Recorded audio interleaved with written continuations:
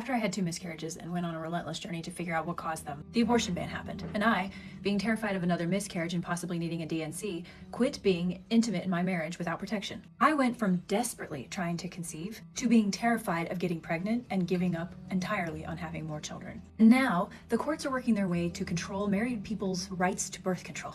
In 2022, Supreme Court Justice Clarence Thomas argued that constitutional protections for contraceptive access should be reconsidered. Specifically, he called for review of a 1965 Griswold case, which established the right for married couples to access and use birth control.